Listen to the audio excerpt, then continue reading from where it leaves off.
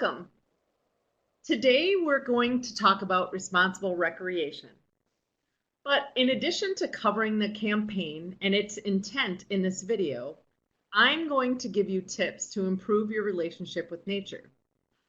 Nature needs us as much as we need it for all of us to be well through this pandemic and into the future. I started my company several years ago, and I say I help connect people to themselves, others, and the earth. For me, time outdoors has always been a way to de-stress.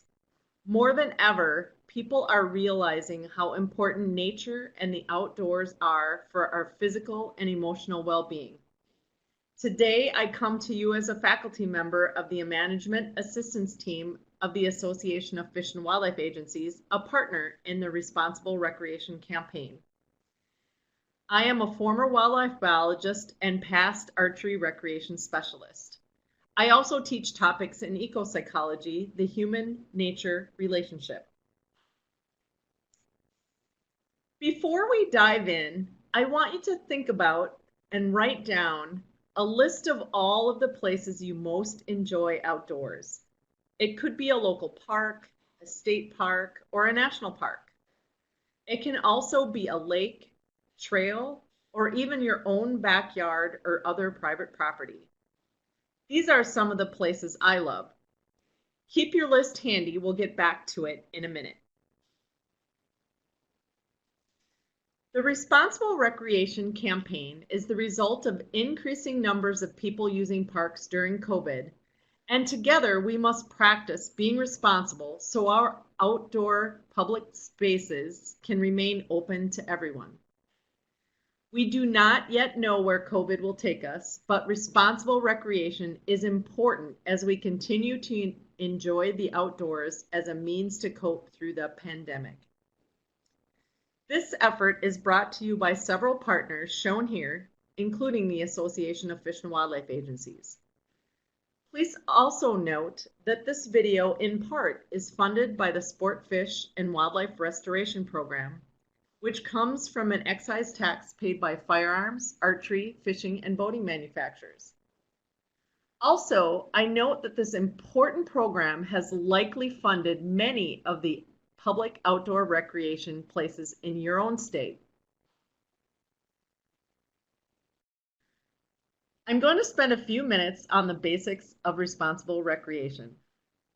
After that, I'll provide some specific activities and actions you can take for your own well-being and to ensure the future of your local outdoor spaces.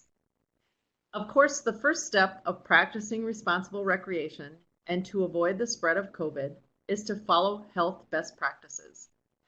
These include avoiding large events, practicing social distancing, covering your face, and staying home when sick. These practices, when done by all, will assure we are safe, others are safe, and most importantly, these spaces remain open. We know the regulations and best practices change frequently. No one has the answers to solving the COVID epidemic at this time, and I believe leadership is doing their best with the information at hand. Please check your local, state, and federal regulations regularly, especially if you hear conflictual information, and go to the source. For example, Google your state park regulations like I've done here in Minnesota. Spending a few moments online checking up-to-date regulations will reduce frustration when you arrive to your desired outdoor space. To ensure that we can all enjoy the physical and emotional health benefits of time outside, at all times pack out whatever you pack in. Take what you need and then take it all out with you. If you see someone else not complying with this practice, I have suggestions. Rather than getting angry or confrontational or ignoring it, try a more encouraging approach with your fellow outdoor recreationists. For instance, say, I really love this place. It's important for me to stay sane in this uncertain time. Could you join me in protecting this place for all of us in the future and pack out properly anything you bring in? Or something like, would you be willing to join me in protecting and enhancing this place we both enjoy by picking up garbage? Or simply engage them by asking what they love about the place. Seek conversation to find common ground, and then politely ask them to practice packing their trash out. Sometimes we're just having a bad day and make mistakes. A compassionate approach is more likely to get the results we all want and will keep public places open and enjoyable. Plan ahead as the photo suggests, and before you go to outdoor public places, purchase any required licenses or park passes online or by phone where available. This reduces contact with others, is efficient, and might notify you of news for the area you're visiting.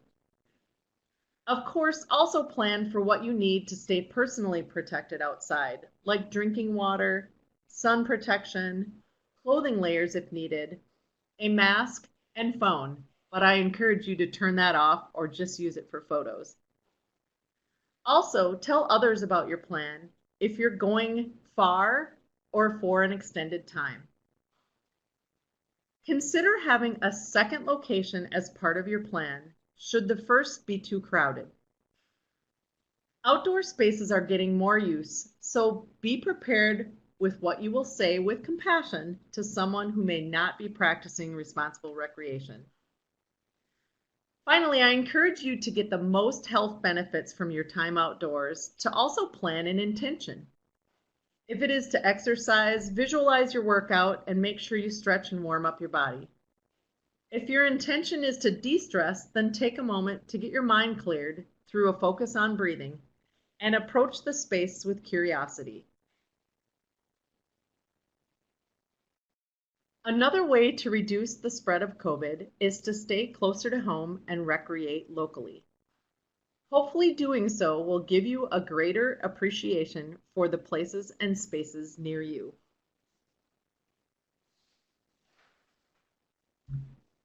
Know that small daily doses of nature, when added together, are much more impactful to your well-being than an occasional wilderness adventure. As an outdoor enthusiast, I enjoy remote spaces, but I don't always get that opportunity either. And many people don't have the wilderness opportunity at all. That doesn't mean we can't reap some of the many benefits of connecting with nature. I encourage you to practice the suggestions in the Nature Connection Pyramid and the corresponding video link you see here. As the pyramid suggests, even for adults, daily outdoor nature is the most important, which is why the daily dose is the largest part of this pyramid. Be curious and exploratory of your local spaces at least weekly. Monthly, find ways to support your local parks.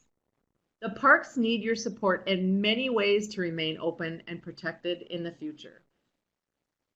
Finally, yearly, try going to areas farther out if you can, to really reconnect with the wild, which remind us that we belong to something bigger. Even if you are unable to get to a park or other public place regularly, there are ways you can experience the benefits of nature. First, take pictures at the places you visit or the ones from your earlier list. On days you can't get out to one of your favorite places, just pull up your photos.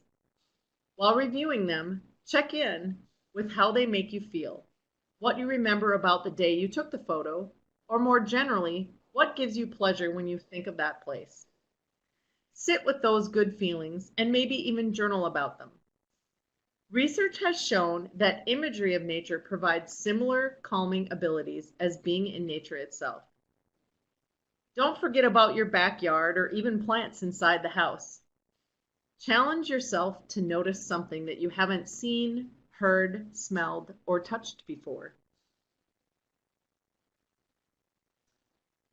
To take your mind off the stress of any day, try to see things from different perspectives.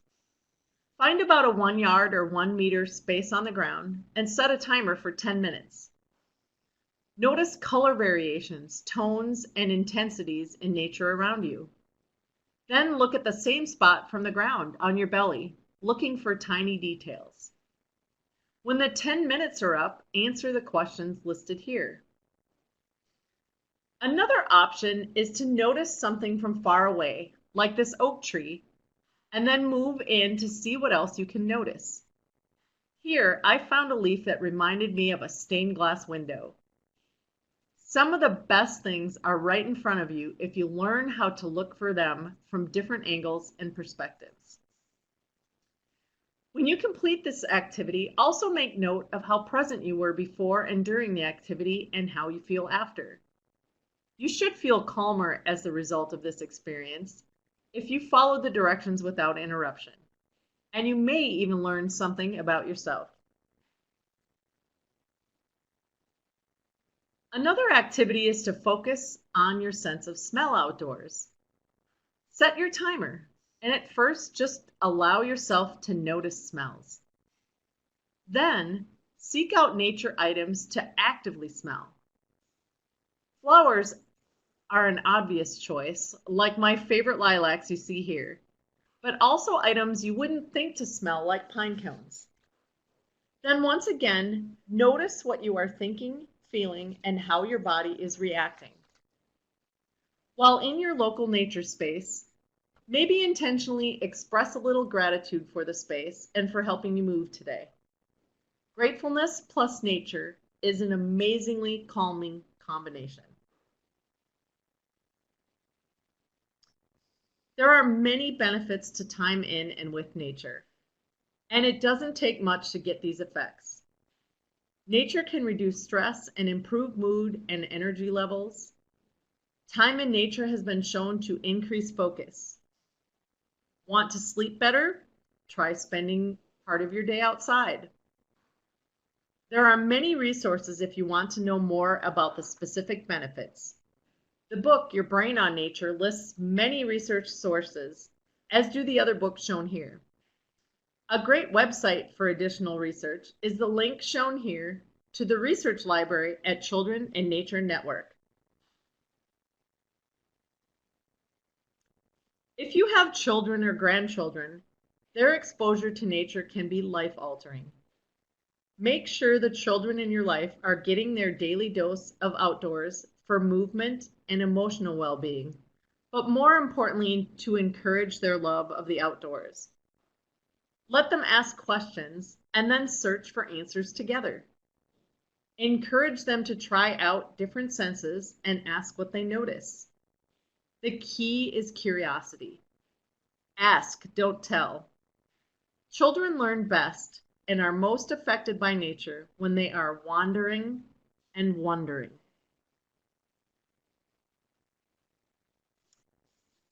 Part of responsible recreation is about sharing your adventures in respectful ways on social media. Please do share what you love about the places where you spend time outdoors. Share something about how your favorite places help you with your own well-being. Even better, show others what you are doing to protect those places for the future, picking up trash or volunteering, or whatever other ways you give back. Tell others how they can help protect these places too. Make sure you are demonstrating other aspects of responsible recreation. And please add the hashtag responsible recreation to your posts. Back to the list I suggested earlier. On days I'm unable to get outside, I pull up photos from my favorite outdoor spaces. Any bodies of water for me are calming. The top left is a local county park with a beautiful river cutting through it. The top middle is from a trip to Lake Superior with a high school friend. That was a full day of reconnecting while enjoying the amazing fall colors. The top right is with my kids being amazed at the beauty and vastness of the Grand Canyon many years ago. The bottom three are even more local. A nearby fishing hole, my local campground, and a neighbor's prairie. Each of these photos bring a smile to my face and a beautiful memory. They remind me of my blessings and calm me on days that seem overwhelming. Get out and get some pictures of your favorite places and keep them posted somewhere in your living space. When you're feeling overwhelmed and unable to get outside, use the photos to help calm and center and be grateful.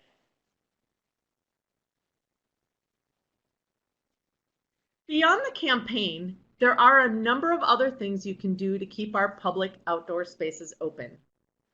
Many parks have friends groups that help support their parks through fundraising and volunteer efforts. If there are no friends groups at your park, ask staff for ways you can help. Talk about the places you love and how your friends and family can help protect them. Social distance with someone, focusing on what you love. Take a child and wander and wonder. Attend public meetings and communicate with public officials who manage outdoor spaces about the importance of protecting them for our well-being and the well-being of the planet. If you are able, consider donating property or helping raise funds to purchase property for parks. Thank staff at your outdoor spaces for all the work they do to keep them open and beautiful. Finally, keep posting what you love about all of your outdoor spaces and experiences there using the hashtag Responsible Recreation.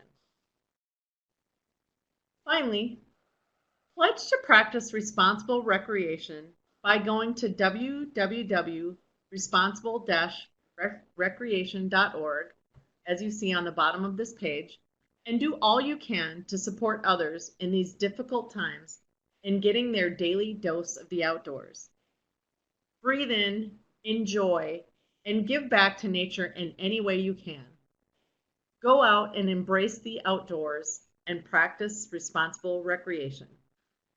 Thank you.